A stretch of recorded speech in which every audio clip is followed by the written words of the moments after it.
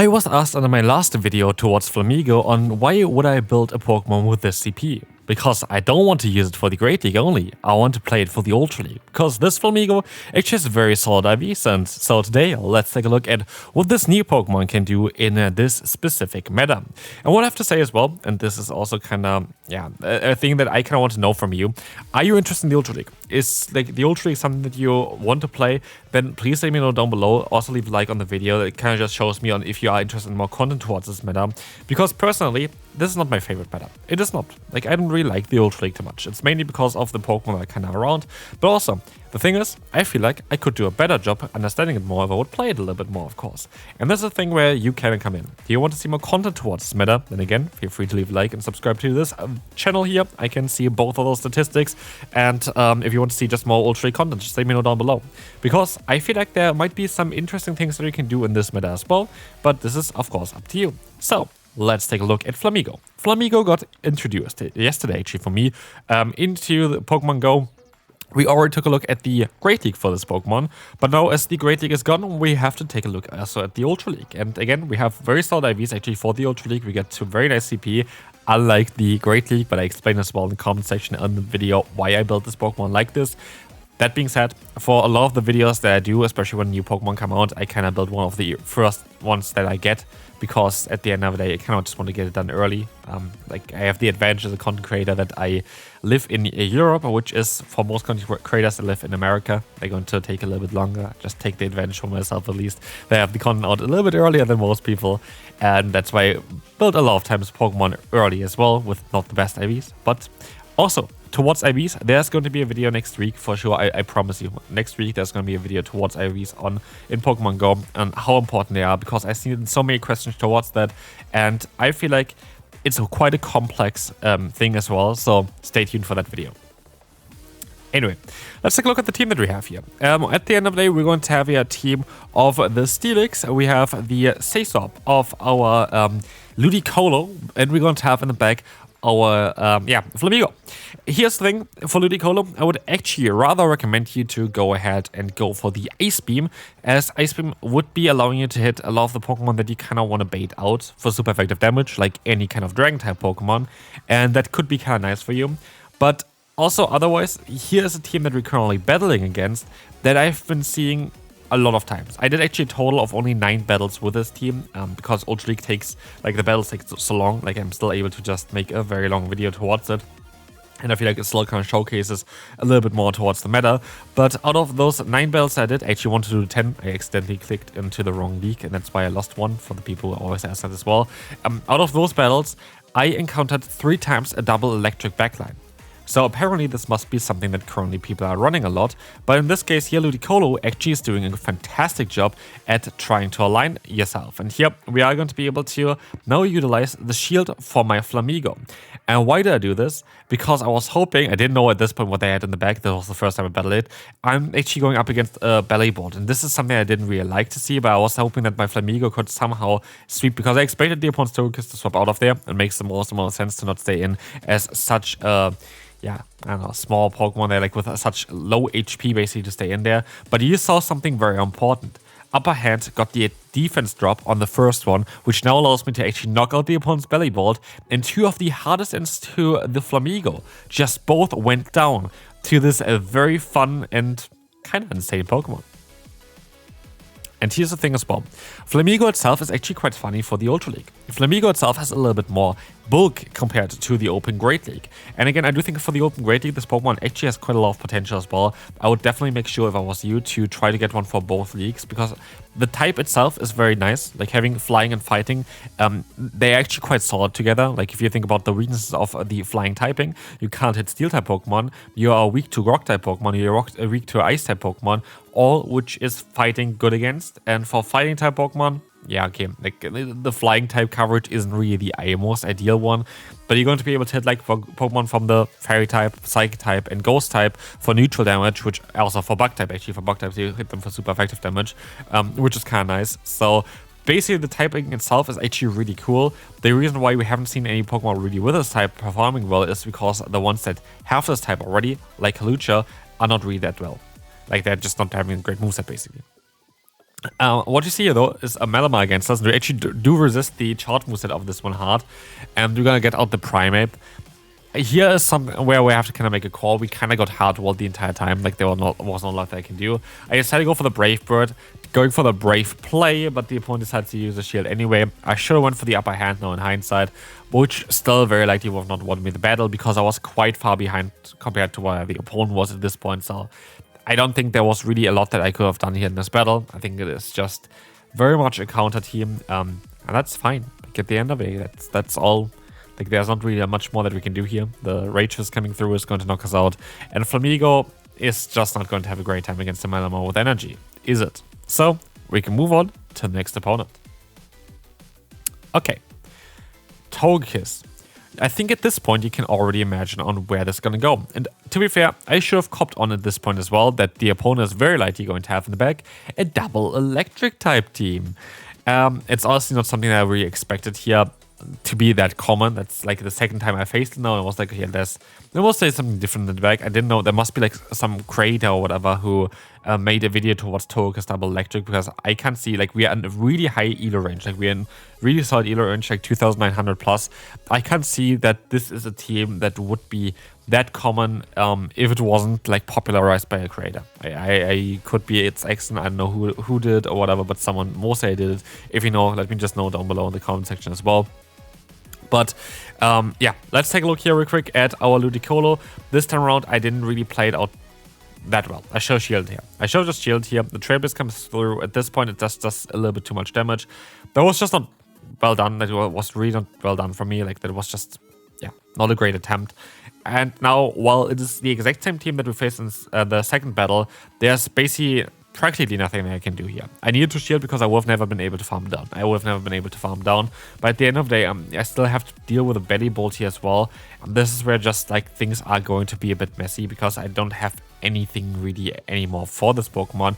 But the worst thing actually is that they get so much energy now against my Steelix. And while they only have the belly bolt left now, they have 100 energy. And they have 100 energy and I have a bird.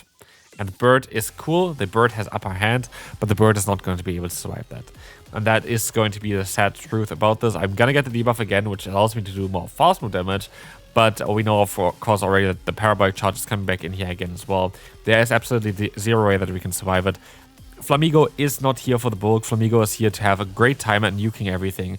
And it's just a very, very tough one against a team that just kind of walls you. And so we have Florges. That is interesting. Okay, Florges is going to be a Pokemon that's going to be a bit tougher as well. Florges is going to have here the super effective coverage of Chilling Water against our lead, which kind of makes it a bit more tougher for us. But basically what I was thinking is that Ludicolo might be alright for it, so I can stop out of here. I hope they stay. And they do stay. And they do something weird. They go for Chilling Water. Why is it so weird? Because at the end of the day, that is a double resisted hit. And I'm now able to just go for the Weather Ball. They sub out into the Feraligatr, and I can go for the...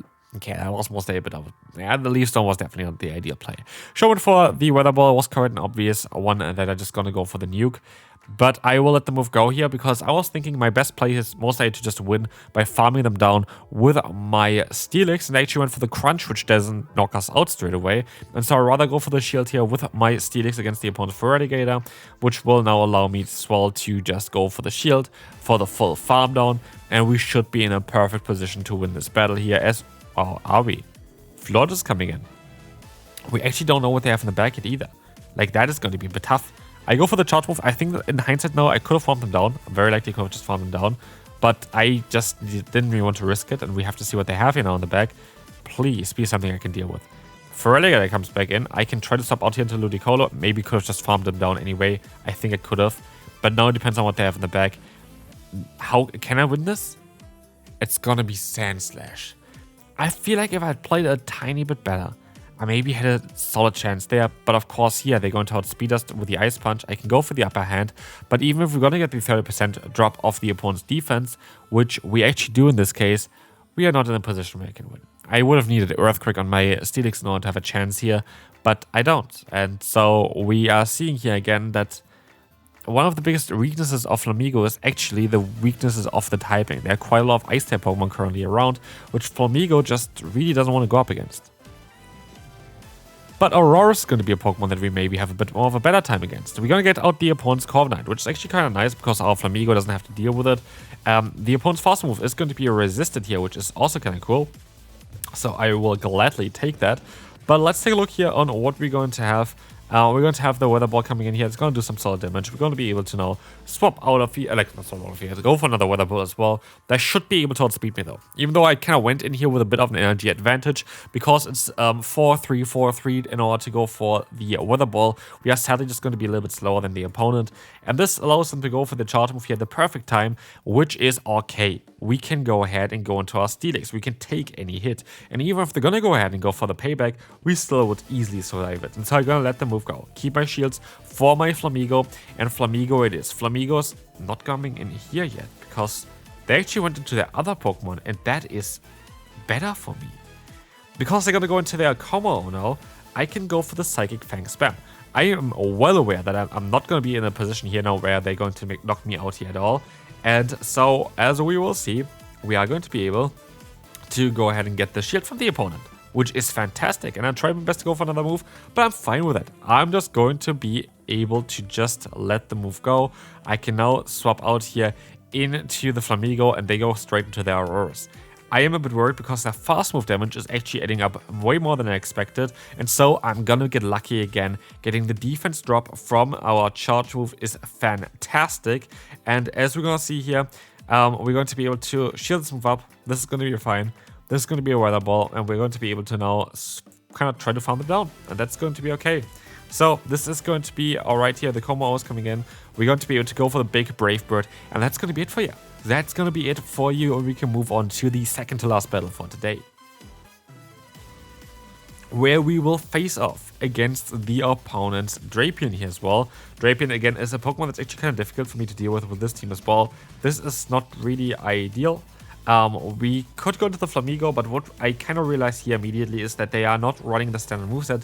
They are definitely running the moveset with the move of Sludge Bomb, which is going to do a little bit more damage, because otherwise they would have went for the Aqua Tail here. If they if they do have the Aqua Tail, of course, they would never go for the Crunch. But now I am going to be able to use a shield, because I know that's very likely going to be Crunch. What the hell? Why are you going for Crunch? Like, this is the thing. I do think that this is going to be okay. They're going to use a shield. They just want to trick me. They were like, okay, if we're going to go for the Crunch first, they're never going to know they have actually Sludge Bomb. There's a Sludge Bomb. And that's what I was expecting. And then comes a Scissor. And look at this damage. Flamigo is not your amigo. Flamigo is going to destroy you completely. As the Drapion comes back in, I sure went for the Crunch. I misclicked. Fat fingered onto the wrong Pokemon, I must say, move here. And it's not going to be enough to knock them out while Crunch will have been. So that is kind of awkward. But let's take a look here. The Crunch is not going to knock us out. At least they don't have Aqua Tail. And they had, I think, enough here because they have Nido. Oh, they have a Nido Queen in the back. That's perfect. We are going to be able to win this. We are going to be able to, just go ahead and go for our Flamigo. Let's see what they're going to do. I try my best to go. Okay, I'm going to try to catch a move. At the end of the day, I know guaranteed I am going to be able to win this battle here today. The Poison Fang is not doing enough damage. They're going to forfeit. And we can move on to the final battle for today. Now let's see if we're going to be able to win this one as well. We're going to have the Virizion. And this is going to be tough because Virizion is actually a core breaker for the team. And again, as I said earlier, you kind of would like to have the move Ice Beam on your, Ludicolo instead of the Grass type damage that you have here, because you're just going to be able to counter some of the Pokemon that are otherwise really strong against you. So here we're going to have the Belly Bolt against us. It's actually not too bad because I at least have my Steelix still. I'm going to keep my energy as well because I am now able to at least catch the move. This is going to be the Parabolic Charge. They are going to, of course I have to stay in here for a little bit, but they're going to go to the Virizion now, and I am at least not fully locked in here, which is going to be something that could be really cool and more important for us later on. But Sacred Sword is just packing a punch. Sacred Sword is doing so much damage. And now we are going to be able to go for that Psychic Fangs. The opponent is going to be able to go for their own charge move. I let this move go. Because now we try to sweep with Flamigo. And that is my only real hope here. Flamigo needs to carry us in the final battle. But can Flamigo do that?